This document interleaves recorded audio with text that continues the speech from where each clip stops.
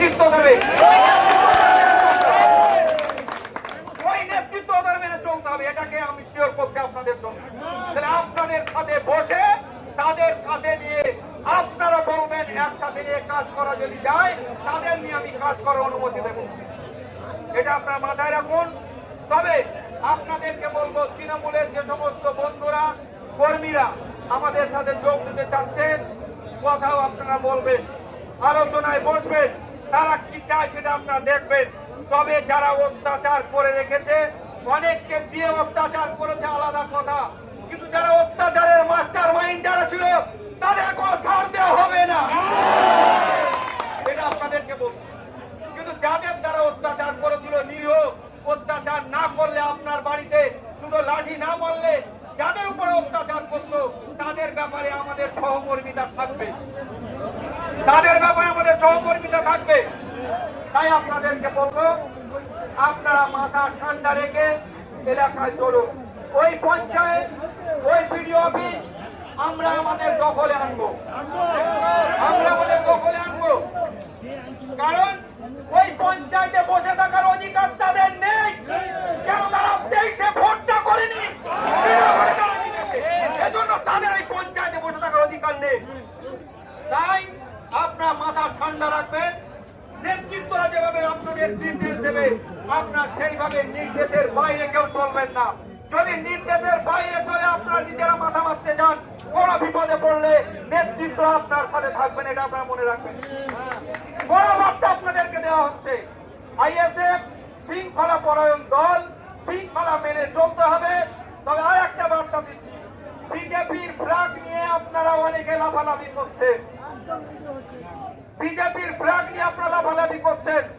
BJP একটা আলাদা রাজনৈতিক দল, আইএসএফ একটা আলাদা রাজনৈতিক দল। আইএসএফ এর রাজনৈতিক আইডিওলজি আলাদা, বিজেপির রাজনৈতিক আইডিওলজি আলাদা।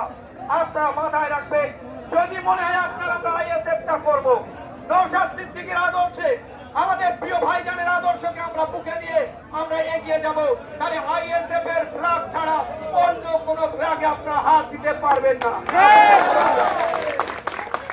বিজেপির বন্ধুরা তারা আলাদাভাবে তারা লড়াই সংগ্রাম করবে, তারা করুক, আমরা তাদের কোনো বাধা দিতে যাব না, কোন দলকে আমরা বাধা দেব না।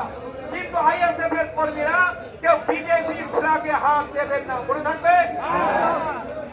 আপনাদেরকে পরিষ্কার বার্তা দেওয়ার জায়গা না, আপনারা আলোচনা করবেন, নিরীহ কোনো মানুষের গায়ে কেন কেউ হাত দেবেন না। আমরা ওই রাজনীতিতে বিশ্বাস করি না, এটা আপনাদেরকে মাথায় নিয়ে চলতে হবে। তবে আজ থেকে আপনারা পাড়ায় পাড়ায়, আজ থেকে আপনারা পাড়ায় পাড়ায় মিটিংয়ে বসুন, আলোচনায় বসুন, সংগঠনকে আরো মজবুত করতে হবে। আগামী দিন আমরা ছাড়া এই এলাকায় আর কেউ থাকবে না, আইএসএফ ছাড়া, এটা আপনাদেরকে নিশ্চিত করতে হবে। সাথী বন্ধু আমার, আমি আবারও বলবো, যারা আমার নেতৃত্বে ছিলেন, আমার নেতৃত্ব যারা দিয়েছিলেন, আমার দুঃখের সময়ে, আমার অসহায় সময়ে, কষ্টের সময়ে যারা আমার নেতৃত্ব ছিলেন, আপনাদের চিন্তা করার কোনো কারণ নেই। আপনাদের নেতৃত্ব দিয়ে, আপনাদের সাথে রেখে আগামী দিন আমরা এই সমাজকে করব, পঞ্চায়েত করব, আমরা ব্লক করব, আপনাদেরকে সাথে নিয়ে, এটা আপনারা মাথায় রাখবেন। কারো কোনো কথায় আপনারা প্ররোচিত হয়ে যাবেন না, ঠিক আছে সবাই? এটা মাথায় রাখুন।